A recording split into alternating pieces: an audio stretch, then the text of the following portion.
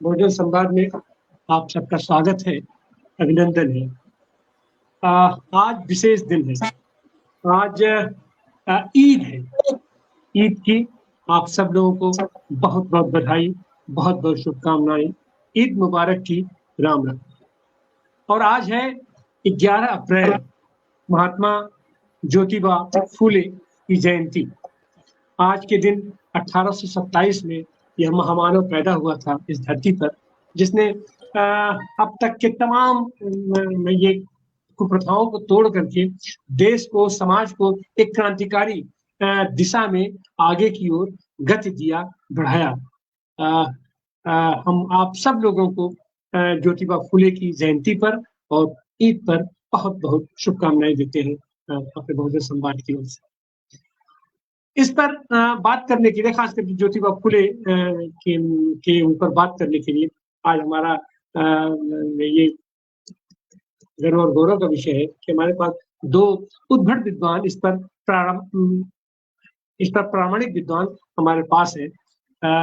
एक है प्रोफेसर राम पुनियानी जी, जो वरिष्ठ निजी समाज वैज्ञानिक हैं और लेखक हैं और सामाजिक कार्यकर्ता है। और एक है राष्ट्र सेवा दल के संस्थापक अध्यक्ष डॉक्टर सुरेश खैरनार जी। सुरेश खैरनार जी का खासकर इस पर विशेषज्ञता हासिल है, इस दलित, वंचित, पीड़ित लोगों के ऊपर उनके शोध के लिए आप जाने जाते हैं। तो हम शुरुआती दौर में हम चाहेंगे कि ये प्रोफेसर राम पुनियानी जी ज्योतिबा फूले के संदर्भ में अपनी बात रखते हैं। प्रोफेसर राम पुनियानी जी, आप म्यूट हैं।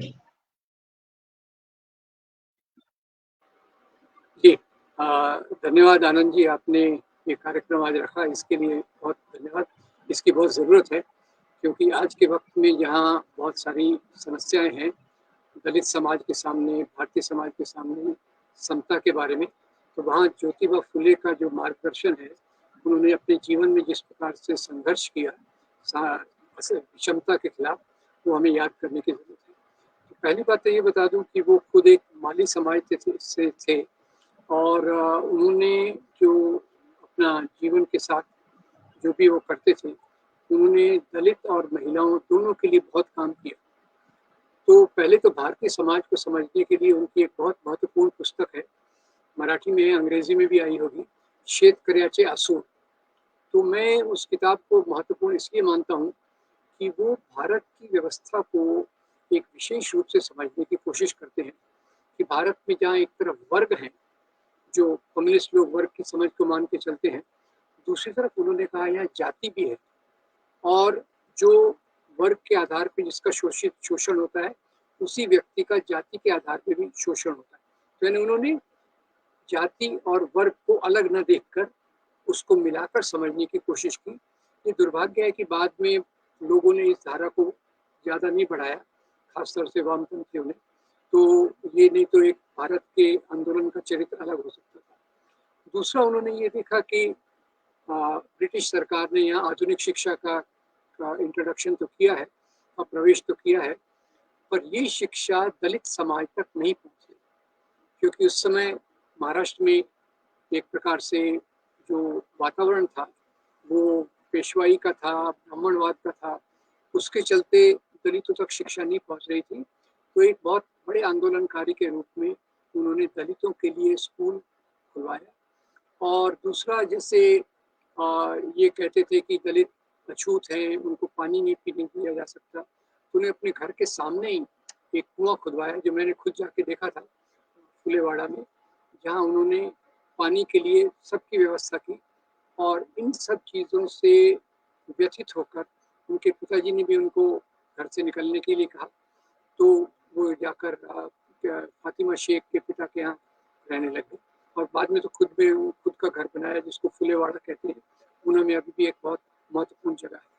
तो ये जो शुरुआत की जाति व्यवस्था के खिलाफ सामाजिक समता के लिए जो संघर्ष में मेरे ख्याल से ज्योतिराव फूले का जो योगदान है, वो सबसे शुरुआती और सबसे महत्वपूर्ण योगदान है।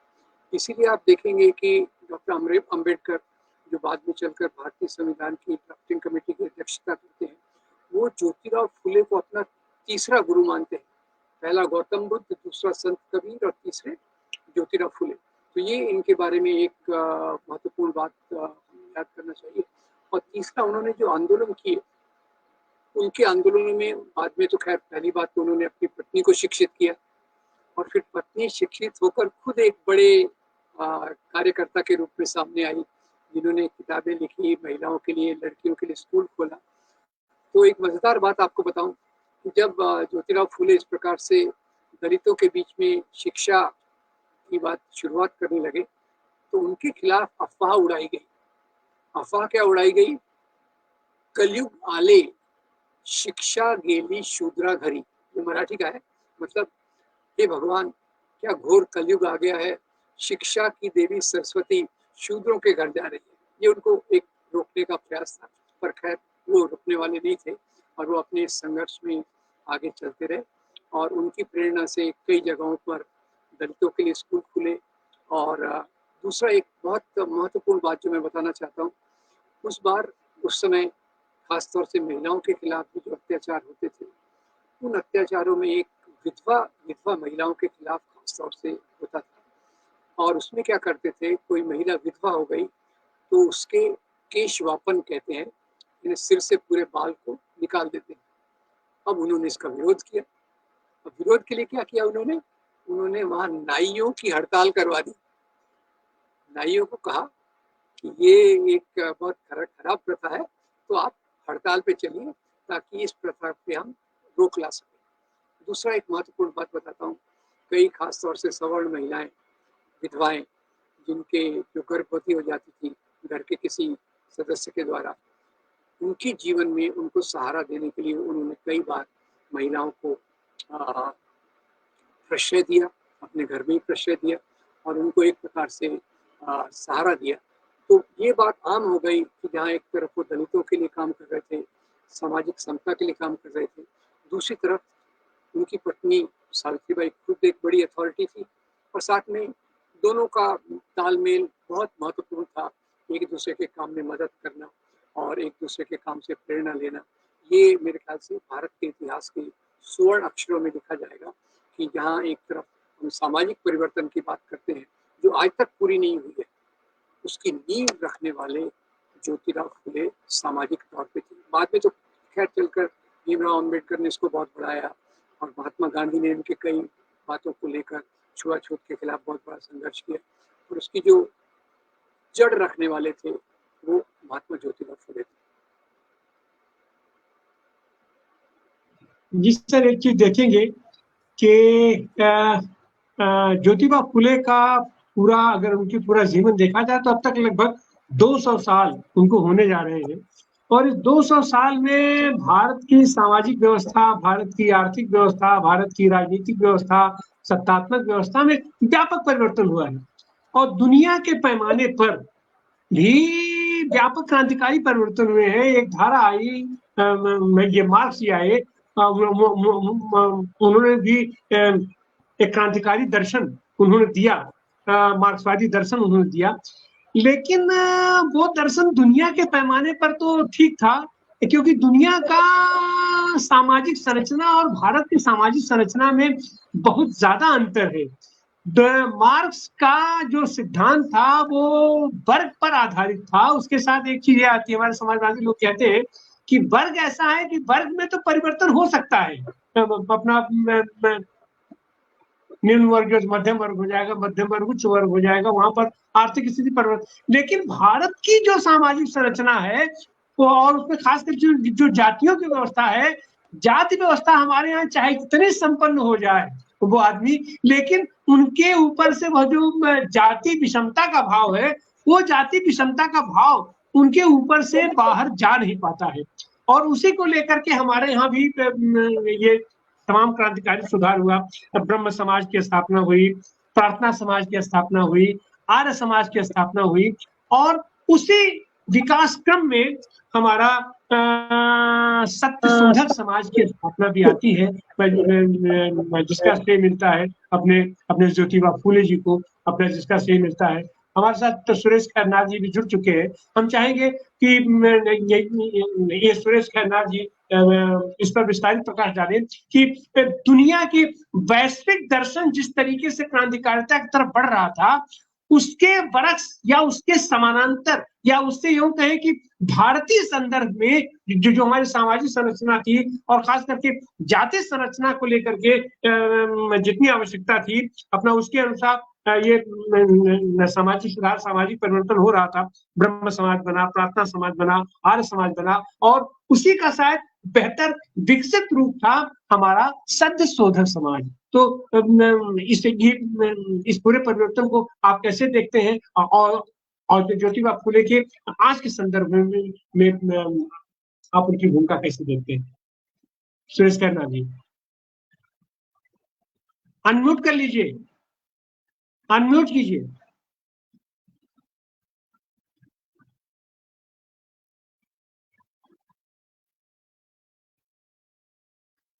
अनम्यूट नहीं हुआ जी। हो गया जी, बोले। ज्योतिबा फुले 9 साल छोटे थे कार्ल मार्क्स से। कार्ल मार्क्स 1818 में पैदा हुए थे, जो भीमा कोरेगांव की क्रांति का दिन जो है, साल जो है 1818, ये कार्ल मार्क्स का जन्म का भी साल है। और एंगल्स 1820। तो कार्ल मार्क्स और एंगल्स ये दो विश्व का बहुत बड़े बदलाव के लिए निमित्त बने हुए फिलोसोफर जो थे, उनके ज्योतिबा फुले कॉन्टेम्पररी कहा तो भी गलत नहीं होगा। ज्योतिबा फुले भारत में 1848 में अपना सार्वजनिक कार्य की शुरुआत करते हैं। 1848 है कम्युनिस्ट मैनिफेस्टो का लिखने का साल। राम पुनियानी जी ने, हमारे देश के कम्युनिस्टों ने जात की समस्या को अनदेखा किया, इस बात को उन्होंने सरसरी टिप्पणी की। ये बहुत बड़ा हिस्टोरिकल ब्लंडर है भारतीय वामपंथी आंदोलन का, जिन्होंने जात के मुद्दे को सीरियसली नहीं लिया। मैं बंगाल में 15 साल रहा, मुझे बार बार यही बताया जाता था कि क्लास खत्म हो जाएगा, सब खत्म हो जाएगा। लेकिन जगजीवन राम, जो भारत के सभी तरह के मंत्रालयों का काम देख चुके थे और चमार जाति के होने के कारण सासाराम में अपने गांव में जब जाते थे तो मुखिया के सामने जगजीवन राम को नीचे बैठना पड़ता था, नीचे। श्रीपाद अमृत डांगे के साथ डॉक्टर अंबेडकर का एक किस्सा है। डॉक्टर अंबेडकर को चाय की तस्तरी जब दी गई तो देने वाले ने उनको कहा कि बाद में आपको इसको धोना है। ये भारतीय जाति व्यवस्था का ये जो विदारक रूप है, जिसके विक्टिम डॉक्टर अंबेडकर खुद रहे। ज्योतिबा के बारे में डॉक्टर राम पुनियानी ने कहा कि उन्होंने उसके लिए क्या क्या जद्दोजहद की, कैसे घर से बाहर निकाले गए। ज्योतिबा फुले ये एक चमत्कार है, क्योंकि पेशवाई 1818 में खत्म हुई, लेकिन जिसको मराठी में बल बोलते, पील डोरी को बल बोलते ना, तो वो जो पेशवाई का जो बल था वो कायम था। जो मुंह के सामने मटका बांधना, कमर के पीछे में एक झाड़ू का ये बांध देना, 12 बजे के पहले कोई शूद्र बाहर निकलेगा नहीं, क्योंकि उसकी छाया दूसरों पे नहीं पड़नी चाहिए। और कुआं तो राम जी ने कहा कि कुआं के लिए ज्योतिबा को खुद के घर का कुआं देना पड़ा था। ये बात आज भी बदस्तूर जारी है, ये खत्म नहीं हुई है। आने वाले 3 सालों में 2027 में महात्मा ज्योतिबा फुले की 200वीं जयंती शायद बहुत जोर शोर से मनाई जाएगी। लेकिन ये जो कुप्रथाएं है, जिसके खिलाफ ज्योतिबा ने, बाबा साहब ने समय समय पे बहुत सारे समाज सुधारकों ने आंदोलन किए, लेकिन उसके बावजूद मैं महाराष्ट्र का हूं। महाराष्ट्र में कई गांवों में कुओं के ऊपर दलितों को पानी लेने के लिए, जिसको सार्वजनिक कुआं बोला जाता है, मैं प्राइवेट कुएं की बात नहीं बोल रहा, सार्वजनिक कुआं जो सरकार की तरफ से बनाया जाता है, उसमें दलितों को अपने हाथ से पानी लेने की मनाही का आज भी माहौल है। तो इसलिए ज्योतिबा फुले की 197वीं जयंती पर हम आज बोल रहे हैं।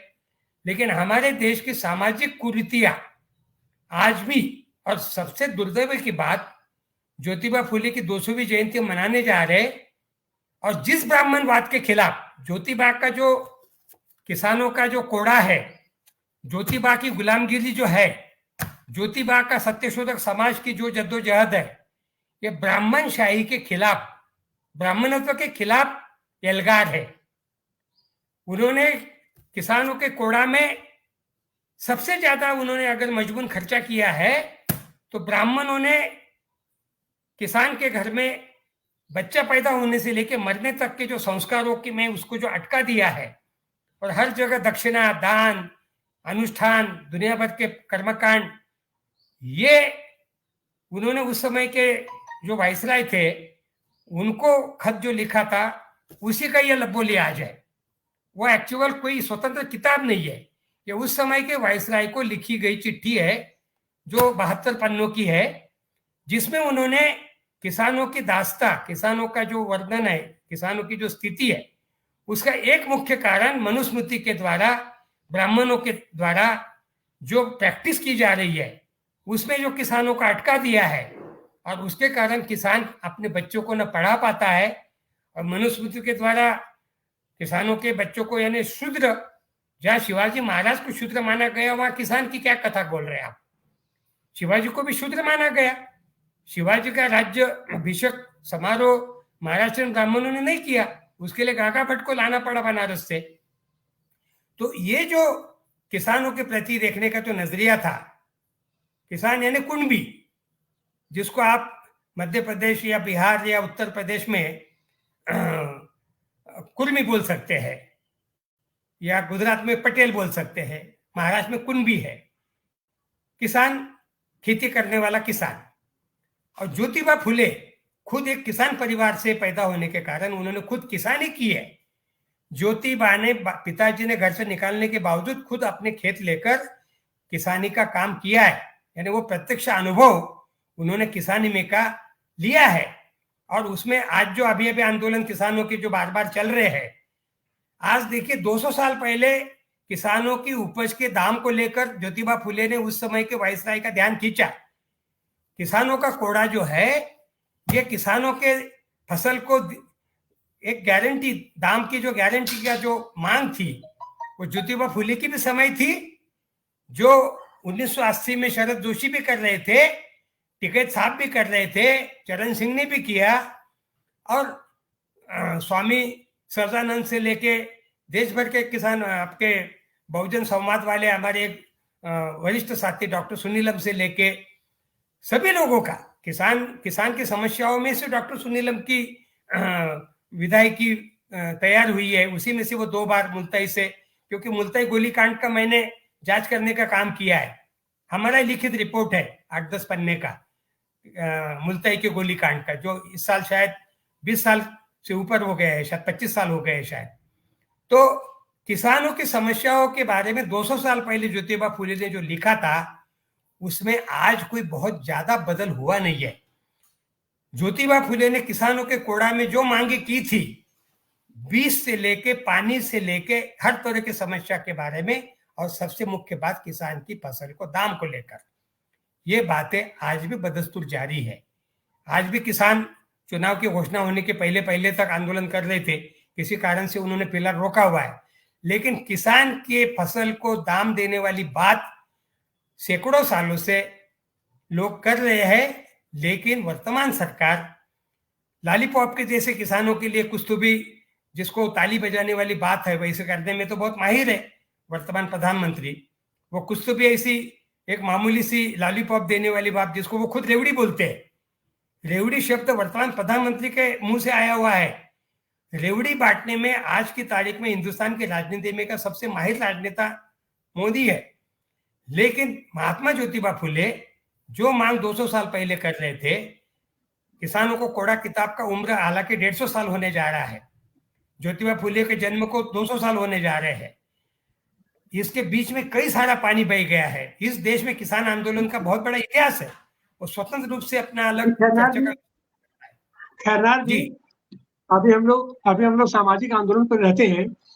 जिस तरीके से विकास क्रम में हमारा सामाजिक आंदोलन बढ़ रहा था, राजा राम मोहन राय हो, अपने दयानंद सरस्वती हो, या अपना ब्रह्म समाज आया, प्रार्थना समाज आया, आर्य समाज आया, और उसके बाद तो सत्य शोधक समाज भी आया।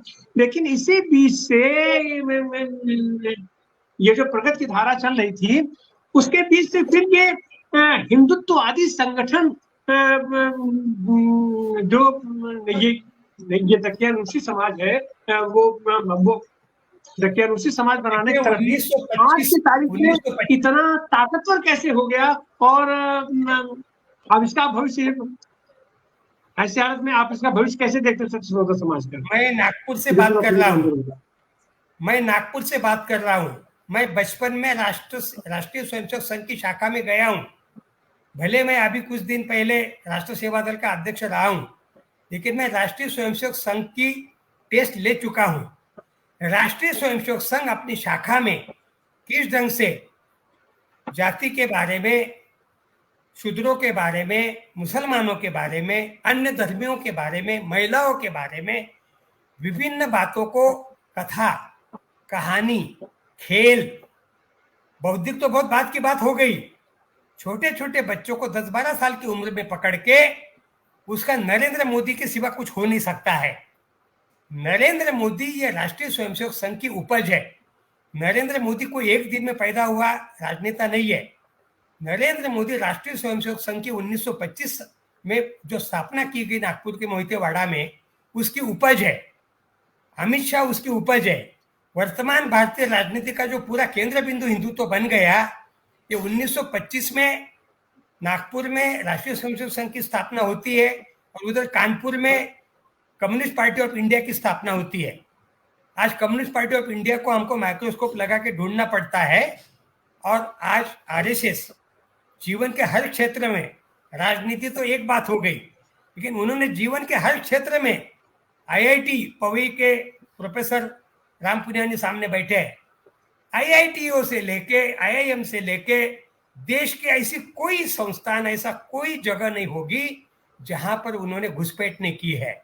और ये घुसपैठ सिर्फ 4-5-10 सालों की नहीं है, ये घुसपैठ 100 सालों की है।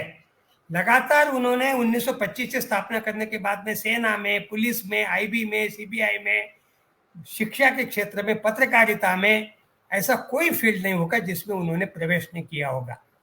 और ये आज जो फसल आपको दिख रही है हिंदुत्व की, आज वो जो ललकार रहे हैं 400 सीट और क्या क्या सीट, 400 क्या, मैं तो कहता हूँ 544 भी ले लेंगे, क्योंकि जिस ढंग से चुनाव आयोग, जिस ढंग से उन्होंने पूरी ईडी, सीबीआई, आईबी, मीडिया, हर की जो व्यवस्था, और जिस ढंग से विरोधियों को, जिस ढंग से उन्होंने एक तरह से डिमोरल करके रख दिया है, एकदम यानी चिथड़ा करके रख दिया है तथाकथित विरोधी दलों का जो भी कोई एक काम होने जा रहा था उसको।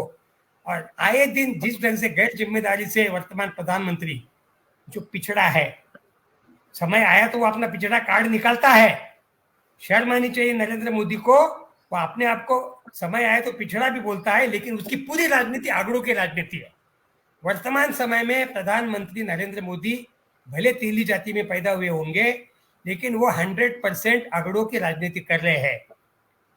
पूंजीपतियों से लेके जिस ब्राह्मणत्व का विरोध हम आज ज्योतिबा की जयंती के दिन बोल रहे हैं, जिस ब्राह्मणवाद को ज्योतिबा फुले ने अपने सभी साहित्य में से बार बार कोसने का कोशिश किया है, स्कूल खोले हैं, शिक्षा का काम किया है, कुआं खोला है, दुनिया भर के बहुत सारे काम उन्होंने अपने 63 साल की जिंदगी में किए हैं। नरेंद्र मोदी या संघ परिवार उस पूरे काम के ऊपर मट्टी पलित करने का काम, उस काम को खत्म करने का काम बहुत ही बदस्तूर किया जा रहा है, क्योंकि इनका जो आदर्श है वो मनुस्मृति है। जिस मनुस्मृति का आलोचना ज्योतिबा फुले ने, जिस मनुस्मृति को जलाने का काम 25 दिसंबर 1927 को बाबा साहब अम्बेडकर ने, जिस मनुस्मृति को समय समय पे सभी समाजवादी या परिवर्तनवादी लोगों ने जिसकी आलोचना की है, उस मनुस्मृति को दोबारा लागू करने के लिए संघ परिवार पूरा मुस्तैद है। मोदी अभी कल कनान की सभा में बगल में नागपुर में बोल रहे थे, एक मिनट नरेंद्र मोदी कह रहे थे कि हम संविधान बदलने नहीं जा रहे। नरेंद्र मोदी झूठ का पुलिंदा है, नरेंद्र मोदी झूठ बोल रहे हैं। नरेंद्र मोदी की पार्टी के 2-3 सांसदों ने जिनको टिकट मिला है, उन्होंने कहा कि हमारा 400 का आंकड़ा अगर हो गया तो हम वर्तमान संविधान को बदल के रहेंगे। ये भारतीय जनता पार्टी का मनोदय है, जो गोलवल करने, संविधान लागू करने के दूसरे दिन ऑर्गेनाइजर में से 3 आर्टिकल्स में से ये संविधान भीम स्मृति हमारी स्मृति हो नहीं सकती, हमारी मनुस्मृति है और मनुस्मृति ही हमारा संविधान हो सकता है। ये कहने वाले लोगों का आज राज है। आने वाले दिनों में हो सकता कि वो और 2-4-5 सीटें ज्यादा लेकर आ जाए।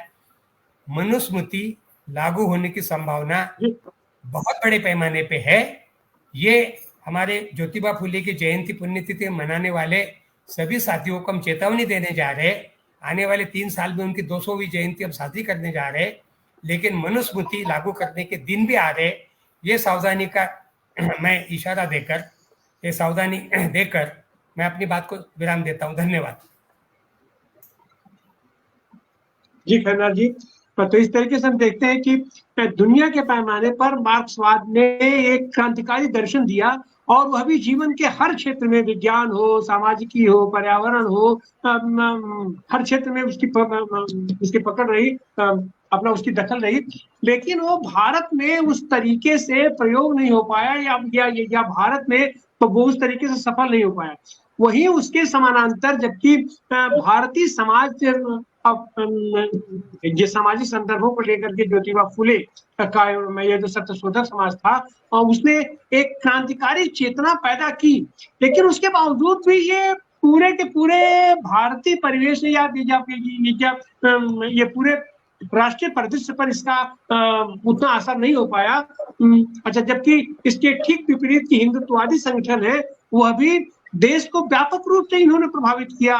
न्याय के क्षेत्र में, पर्यावरण के क्षेत्र में, विश्वविद्यालय के क्षेत्र में, शिक्षा के क्षेत्र में, और आज की तारीख में ये लोग निरंतर अब अपने सिद्धांतों को, अपनी व्यवस्था को स्थापित करते चले जा रहे हैं। इसमें आज जरूरी है, जब हम 200 साल बनाने की ओर बढ़ रहे हैं अपना ज्योतिबा, तो उनका दर्शन जो उनकी क्रांतिकारी विचारधारा सत्यशोधक समाज की, हम उसको किस तरीके से हमको